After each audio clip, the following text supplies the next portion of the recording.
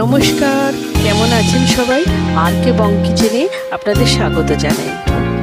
তাই আমি পটলের খোসাগুলোকে খুব ছোট ছোট করে কেটে নিয়েছি, আর এর সাথে দুটো মাঝারি সাইজের আলু ঠিক এইভাবে ছোট করে কেটে ভালোভাবে ধুয়ে নিয়েছি। গ্যাসে একটা ফ্রাইং প্যান বসিয়ে দিয়ে 2 থেকে 3 চামচ সর্ষের তেল দিয়ে দিয়েছি।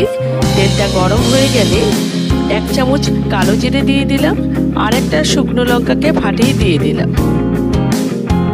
মশলাটা একটু ভাজা হয়ে গেলে কেটে রাখা আলুগুলোকে আমি তেলের মধ্যে ছেড়ে দিলাম। সামান্য পরিমাণ হলুদ দিয়ে একটু নাড়াচাড়া করে ঢাকা চাপা দিয়ে দিলাম। এরপর আলুটা ভাজা হয়ে গেলে পটলের খোসাগুলোকে দিয়ে দিলাম। আমার ভিডিও যদি আপনাদের ভালো লাগে তাহলে লাইক, শেয়ার অ্যান্ড সাবস্ক্রাইব করবেন। এরপর পটলের খোসা আলুর সাথে ভালোভাবে মিশিয়ে নেব। স্বাদ মতো নুন দিয়ে দিলাম। আলু ভাজার সময় আমি নুন দিয়ে নিই, আপনারা আলু ভাজার সময় নুন দিয়ে ভেজে নিতে পারেন।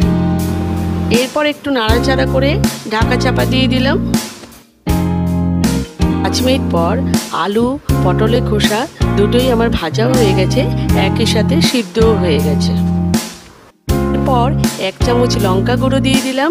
ঝালটা আপনাদের যেরকম খাবেন সেরকম দিয়ে দেবেন। এরপর পরিমাণ মতো চিনি দিয়ে দিলাম। একটু মিষ্টি দেবেন, তাতে খেতেও খুব ভালো লাগবে।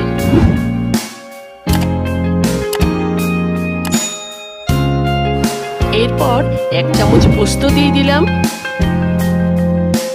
পোস্তটাকে ভালোভাবে মিশিয়ে নিলাম।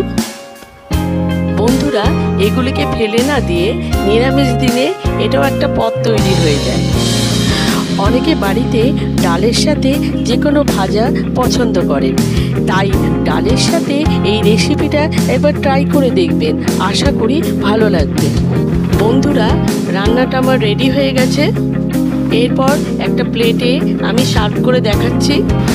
তাহলে আজকে ভিডিওটা শেষ করছি।